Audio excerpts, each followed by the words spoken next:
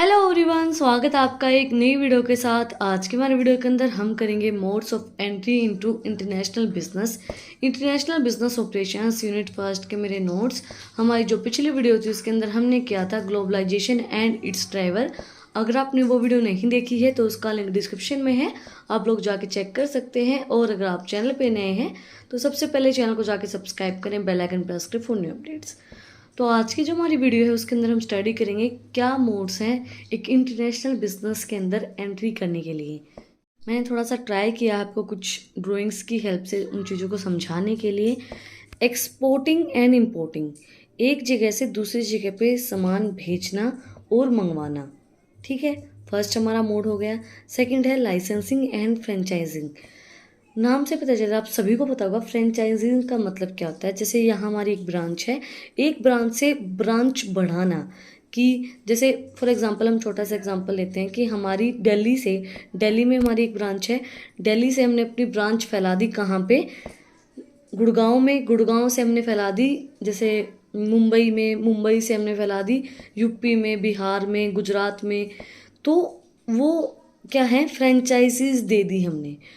इसी तरीके से आउट ऑफ इंडिया होता है, फॉरेन की कंट्री की जो फ्रेंचाइजीज होती हैं वो हम यहाँ लेके आते हैं। जैसे अभी आपने देखा होगा ये हमारा होता है ना स्विगी, जोमेटो, इनके अलग अलग फ्रेंचाइजीज हैं, अलग अलग स्टेट्स के अंदर भी हैं और अलग अलग कंट्रीज़ के अंदर भी हैं।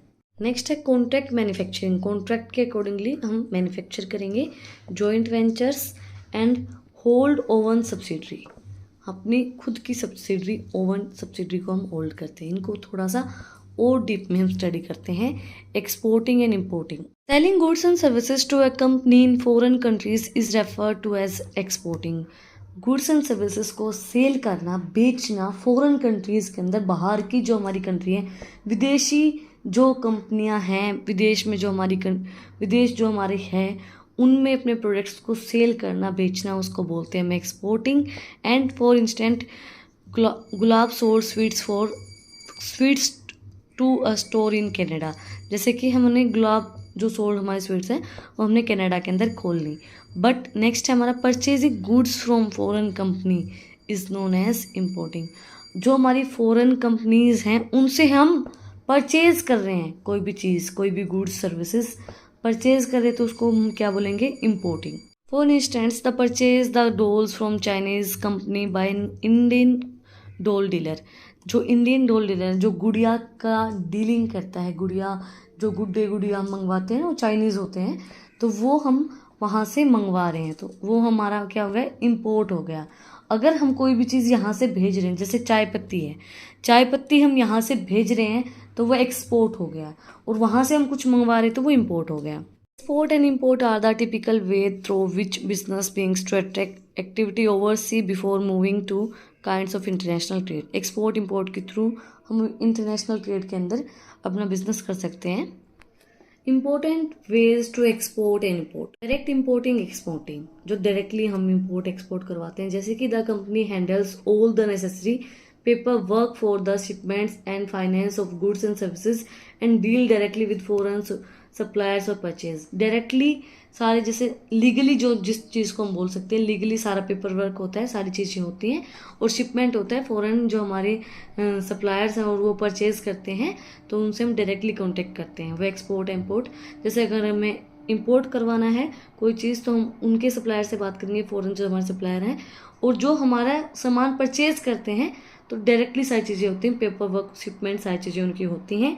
Indirect import and export, the company use a middleman to handle all the paperwork and negative with the foreign suppliers or customs. The firm's involvement is limited.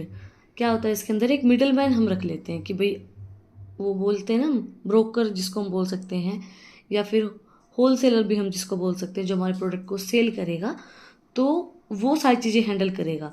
Firm थोड़ा सा इन्वॉल्वमेंट होता है उसका, लिमिटेड एक वे में इन्वॉल्वमेंट होगा उसका, बाकी जो सारी चीज़ें होती हैं वो पेपर वर्क वगैरह वो सब मिडलमैन देखेगा, उसको हम इनडायरेक्ट इम्पोर्टिंग एक्सपोर्टिंग बोलते हैं।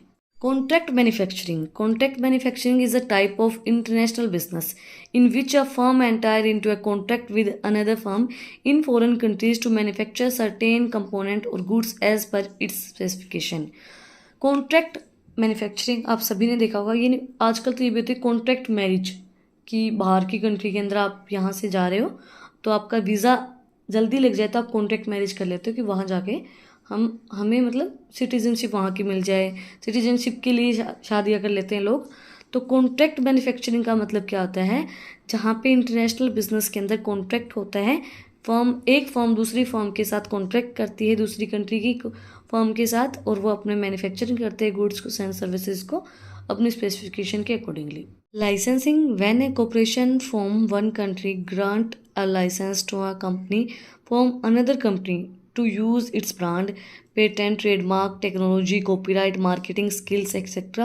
to assist the other firms sell its products there, and contractual agreements is referred to as licensing. Licensing का मतलब क्या होता है कि हमारे जो ब्रांड हैं, हमारा कॉपीराइट, हमारे पेटेंट्स, हमारी टेक्नोलॉजी, मार्केटिंग स्किल्स, उनका सबके हमारे पास लाइसेंस है, कॉन्ट्रेक्चुअल एग्रीमेंट होता है। For instance Pepsi and Fanta are made and distributed globally by local bottlers in the nations under the licensing system. जो पेप्सी और फेंटा है वो लाइसेंसिंग सिस्टम के अकॉर्डिंगली दोनों ही बेची गई हैं, मतलब दोनों का लाइसेंस लिया गया है। क्या होता है इसके अंदर, कोऑपरेशन के साथ दो कंट्री को, जैसे कि आपने देखा होगा जियो और वोडाफोन का जो कोऑपरेशन हुआ है, दोनों दोनों एक ही कंपनी है तो वो सेम चल रही है, तो दोनों का लाइसेंसिंग सेम हो गई। ऐसा होता है ना कोऑपरेशन के साथ, तो दो कंट्री अपने लाइसेंस ग्रांट, मतलब सारे जो ट्रेडमार्क होते हैं, जो टेक्नोलॉजी होती है, जो कॉपीराइट होते हैं, वो सब उनको दे देती है कि आप भी हमारी उससे चला सकते हो, मतलब आप भी हमारे लाइसेंस से चला सकते हो। आपने सुना होगा कि जैसे किसी ने लाइसेंस ले लिया मेडिकल स्टोर चलाने का, अब वो मेडिकल स्टोर चला नहीं रहा है, उसने क्या किया, अपना जो लाइसेंस है वो किराए पे चढ़ा दिया। कोई दूसरा जो क्वालिफाइड बंदा है वो उस लाइसेंस के मुताबिक अपने जो मेडिकल स्टोर है उसको चला रहा है। तो उसी तरीके से इसके अंदर होता है कि एक जो दूसरी कंट्री के अंदर जो लोग हैं वो उनको ये बोल दिया जाता है कि हम आपके साथ कॉन्ट्रैक्ट में आ रहे हैं और हमारे लाइसेंस के अकॉर्डिंगली, हमारे लाइसेंस के ऊपर आप अपने प्रोडक्ट्स को सेल कर सकते हो।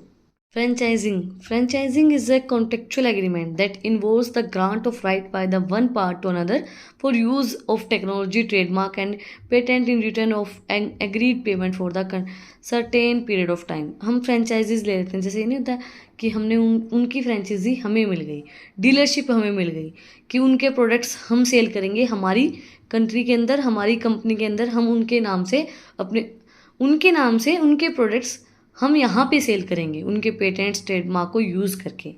Joint ventures, a joint venture is formed when two or more business decide to work together for a common goal and mutual benefit. This two commercial entity could be a private, public or foreign owned. Joint venture के अंदर क्या होता है कि दो लोग, दो business मिलके अपना साथ में काम कर रहे हैं, उनका जो गोल है वो सेम होता है, सभी का प्रॉफिट मोटिव से काम कर रहे हैं, म्यूचुअल बेनिफिट से काम कर रहे हैं। टू कमर्शियल एंटिटी कुल, वो प्राइवेट भी हो सकती हैं, पब्लिक भी हो सकती हैं और फॉरेन ओन भी हो सकती हैं। फॉरेन के साथ मतलब पार्टनरशिप के अंदर आप बोल सकते हो, आप दोनों पार्टनरशिप के अंदर काम कर रहे हैं। लास्ट बट नॉट लीस्ट है हमारा wholly owned subsidiary. When a foreign company establish a business and unit or acquire a full stake of in domestic company, then they are called wholly owned subsidiary. जब हमारी जो foreign company है वो establish करती है एक business unit को, acquire कर लेती है, फुल चेक उसका ले लेती है डोमेस्टिक कंपनी के अंदर, तो उसको हम होल्ड ओवन सब्सिडरी बोलते हैं। होल्ड ओवन सब्सिडरी का मतलब क्या होता है कि जैसे हमने किसी की सब्सिडरी ले ली, मतलब कि हम बाहर जाके हमने ज़मीन ले ली और वहाँ पे अपनी कोई कंपनी ओपन कर ली।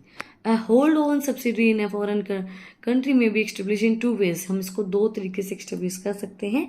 Setting up of hold oven new firms in a foreign land, हम फॉरेन की लैंड पे, फॉरेन की ज़मीन पे अपनी खुद की एक नई फर्म खोल लें। Wholly owned are also known as greenfield venture, हम उसको बोलते हैं।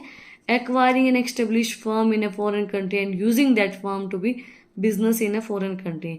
एक्वायर करना एंड एस्टेब्लिश करना फॉरेन कंट्री के अंदर, यूजिंग दैट फर्म, उस फर्म को यूज़ करके बिजनेस इन फॉरेन कंट्री, तो उसको भी हम होल्ड ओवन सब्सिडरी बोलते हैं। इसी के साथ आज की जो हमारी वीडियो है वो कंप्लीट हो गई है। अगर आपको आज की वीडियो पसंद आई तो आप लोग को बताइए क्या करना है, कमेंट सेक्शन में मुझे बताना है कि आपको वीडियो कैसी लगी। कोई भी डाउट है तो वो भी आप लोग कमेंट सेक्शन में मुझसे पूछ सकते हैं। और अगर आपको इन टॉपिक्स की पीडीएफ चाहिए तो टेलीग्राम चैनल का लिंक भी डिस्क्रिप्शन में है, आप उसको भी जाके सब्सक्राइब कर सकते हैं। फिर मिलते हैं एक नई वीडियो के साथ, एक नए टॉपिक के साथ। Like share and subscribe my channel. Thank you for watching my video.